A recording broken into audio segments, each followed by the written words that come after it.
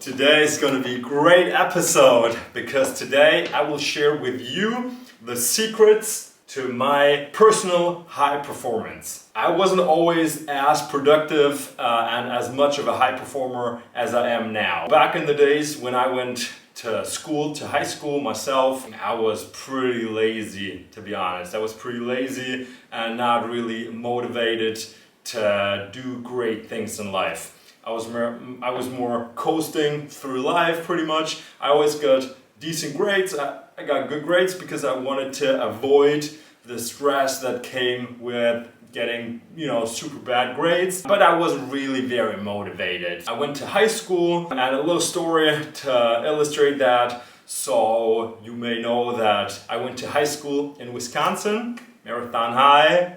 Best wishes, great school, great people, awesome, I love it there. I went to high school there, and during that year, so you get in the beginning, you make your schedule, and so in the beginning of the school year, I had classes such as advanced calculus or advanced biology, right?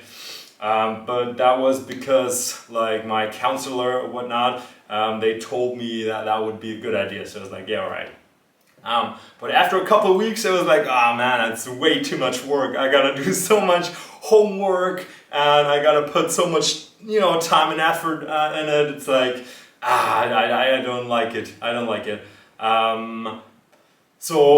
Instead of saying, it's good for me, I can learn new things. I know it's hard, but in the end, I'll benefit from it. Instead of doing that, I was like, nah, screw it. I dropped all the classes and instead I went for, I dropped advanced calculus and instead I had choir class and PE, physical education and study hall.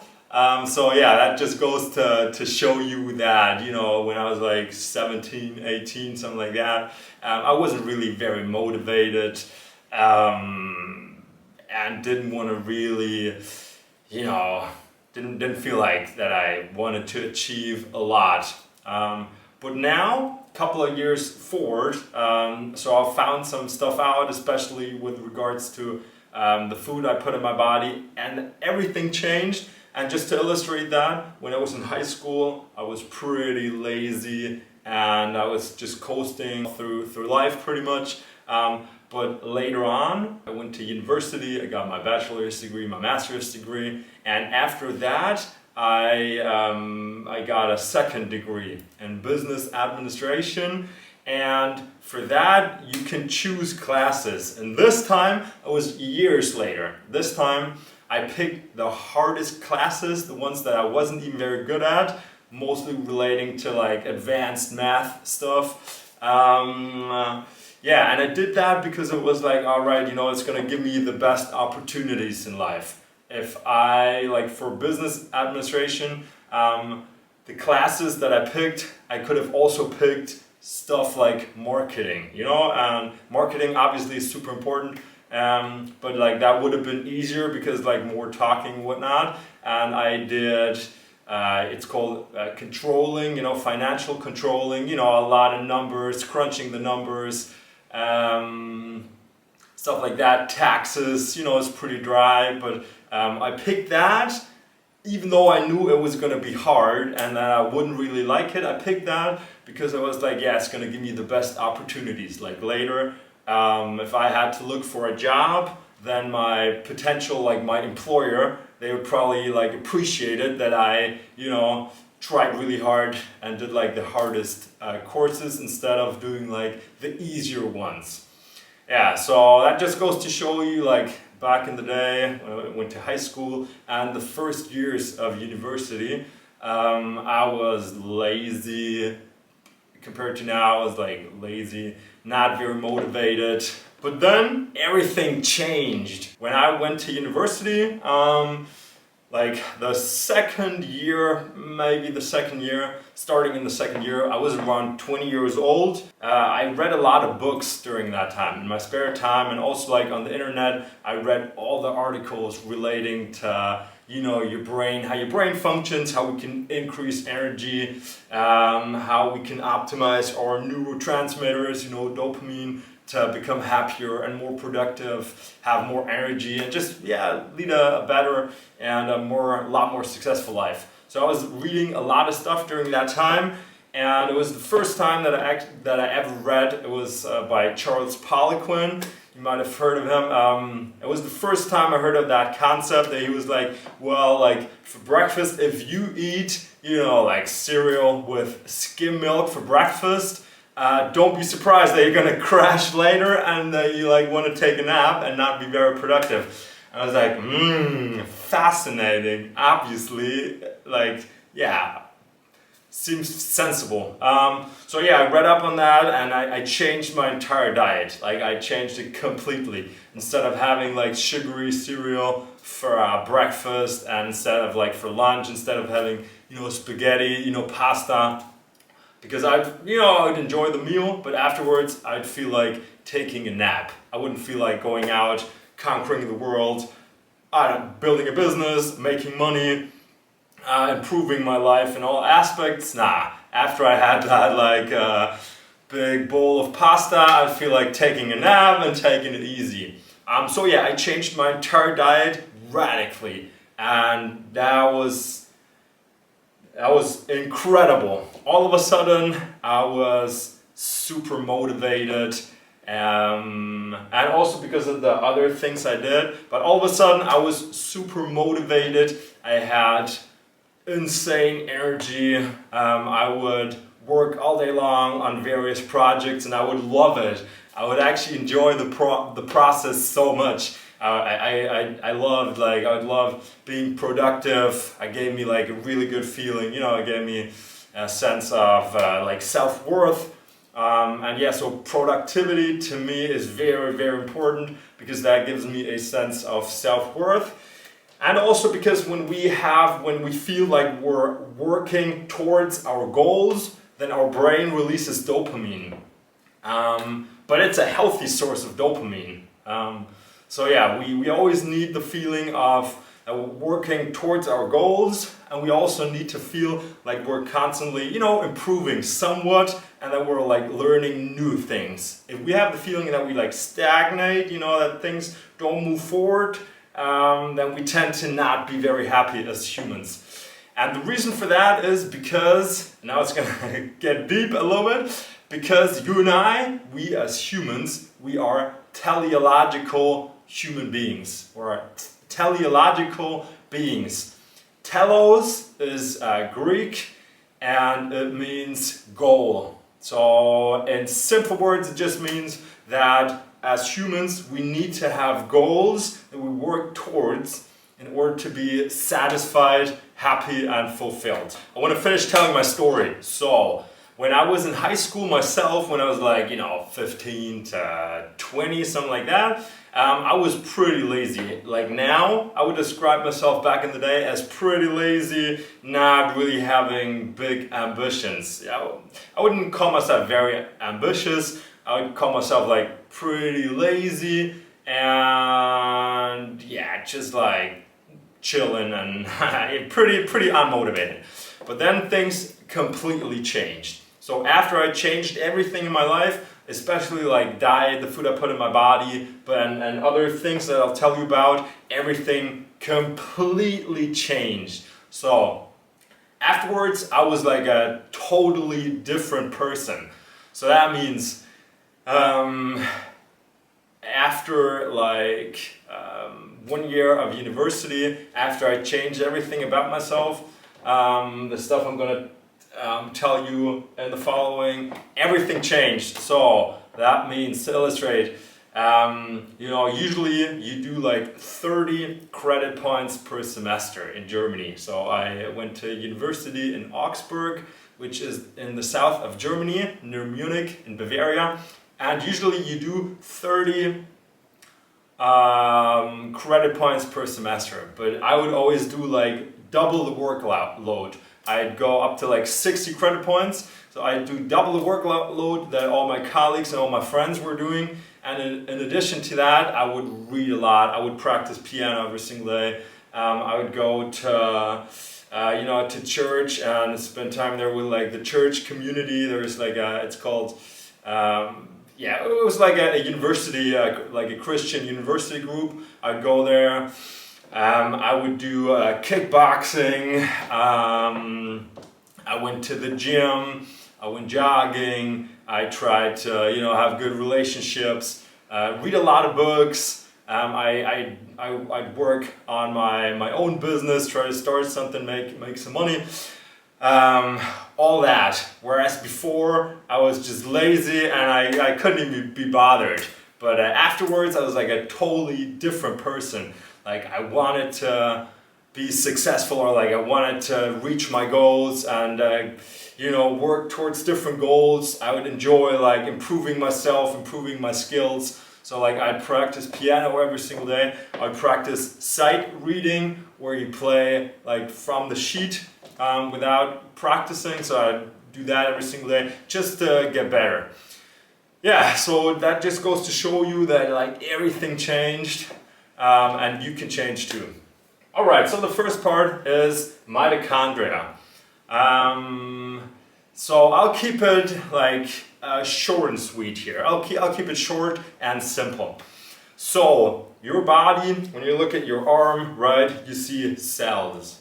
And each cell of your body has mitochondria. So like between around 1,000 to 2,500 mitochondria in one cell. And you probably know that, right? The mitochondria, what is it? The powerhouse of the cell. So that means mitochondria, they produce energy. They produce ATP, adenosine triphosphate. So that is the energy that really powers you. That powers you, and that also powers your brain. Yeah, we can do affirmations till the cows come home. It's not really gonna give you energy, and it's not really gonna help you be more productive, and it's not really gonna help you be successful. What we need is to uncouple our mitochondria, which means our mitochondria, they can make more of themselves. It's called mitogenesis. We want that. You want that. It's going to give you more energy. It's going to give you more brain power. It's going to stop that brain fog. It's going to kill that low energy, not being motivated, being too tired all the time. We need to uncouple our mitochondria, because if we can do affirmations, we can tell ourselves, I'm productive, I'm productive, I'm productive, I'm energetic, like stuff like that.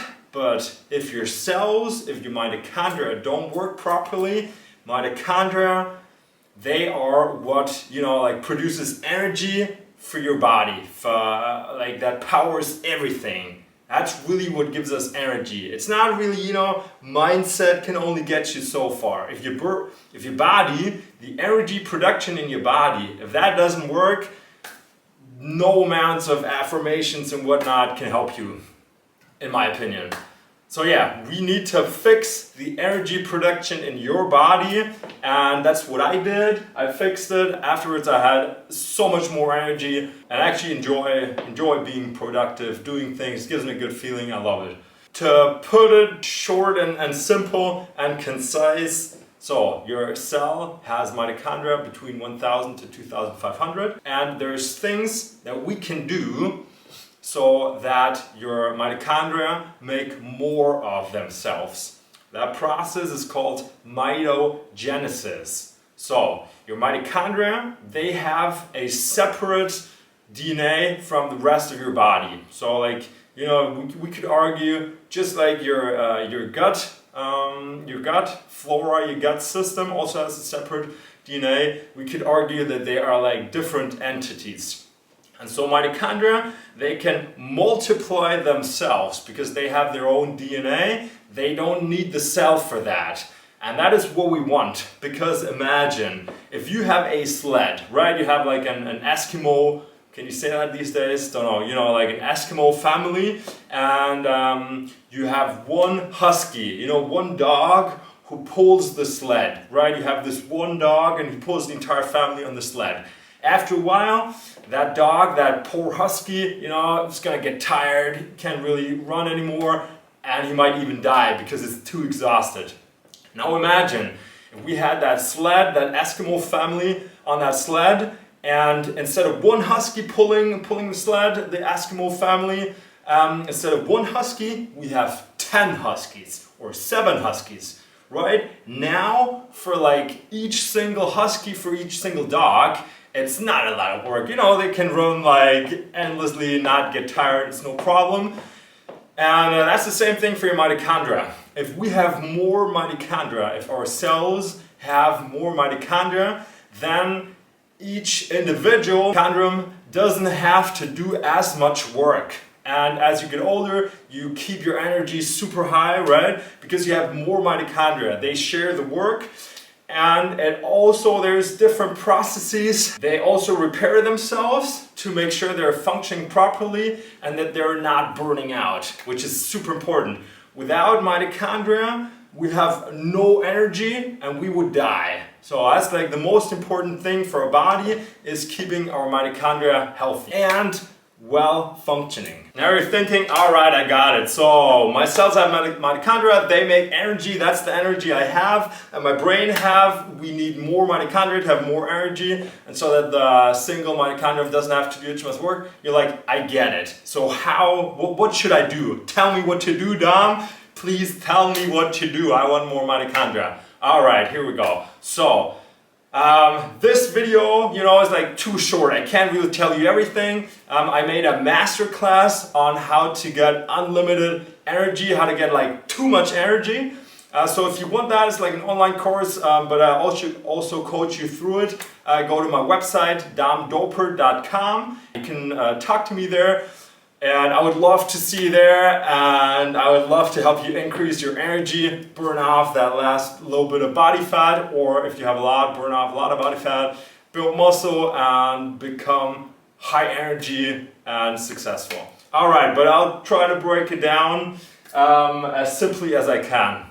All right, so what should you do in order to induce mitogenesis in your body? So things that help your mitochondria make more of themselves, mitogenesis, are things like polyphenols, cold immersion, ketones, hot temperatures, and working out, stuff like that. But like I said, if you want more, if you want to know exactly what you should do to have so much energy and to say goodbye to that, sluggish and tired old person with brain fog, but if you want crazy energy and if you want your brain to work extremely well, go to my website, domdoper.com, and I will see you in my video online course. But yeah, that's the stuff you can do: cold immersion, hot saunas, polyphenols, ketones, working out.